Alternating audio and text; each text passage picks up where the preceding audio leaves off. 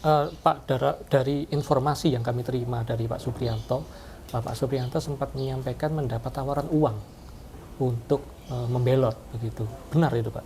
Benar. Ya. Memang bagian dari apa yang diceritakan, disampaikan itu di samping tadi cerita hal yang menurut kami itu sangat salah, karena kami tahu persis proses 2002 Partai Demokrat, dan saya mengalami masa-masa yang awal, masa perjuangan kontak untuk mendirikan, sampai 3 kali saya menjadi anggota DPRD.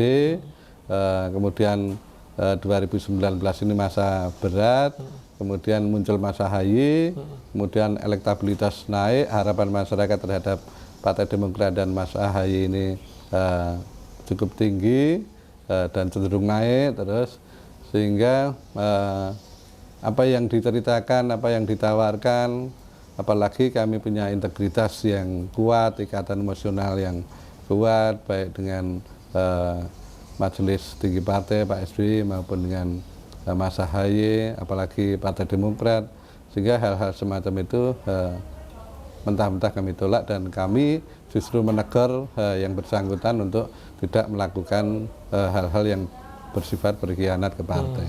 Uang itu disebutkan untuk pribadi Pak Supriyanto atau untuk DPC Demokrat Solo? Secara umum kan gambaran dengan nominal uang ada.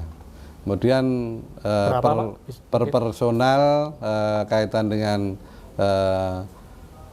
suara yang sah ya mewakili satu DPC itu nilai nominalnya ada sekitar 25 awal, kemudian nanti 100 dan ada juta. Semacam itu, iya, tawaran. Dan juga dari yang bersambungkan menyampaikan sudah ketemu dengan teman-teman yang sekarang ini melakukan kudeta, dan juga ada eksternal di situ, ada juga Pak Muldoko, Pak Muldoko ada, Johnny Allen ada, kemudian perkara korupsi yang Nasaruddin juga ada, itu yang disampaikan cerita. Kami kan juga ingin mengetahui sejauh mana ini gerakan untuk kudeta ini dilakukan oleh pihak internal maupun eksternal, dan kami konsolidasikan terus dengan jajaran DPC pengurus, kemudian kami sampaikan itu ke DPD, DPD diteruskan ke DPP, sehingga tindak lanjut terhadap pencegahan ya, pencegahan upaya kudeta, kemudian yang sekarang muncul KLB ilegal ini, itu terus kami komunikasikan dan koordinasikan dengan DPD maupun DPP. Kami koordinasi hampir 24 jam sehingga bisa meredam atau mengurangi hal-hal yang bersifat provokasi maupun ajakan melakukan KLB ini. Karena mereka memutarbalikkan fakta kan, main fitnah, kemudian menyebarkan hal-hal yang bersifat tidak baik terhadap Partai Demokrat, dan kami menyayangkan dan kecewa ya, mereka dibesarkan oleh Partai Demokrat, kemudian berbalik menyerang karena ya hanya faktor mungkin harapan jabatan atau karena nilai uang yang menurut kami itu sangat prihatin terhadap hal tersebut.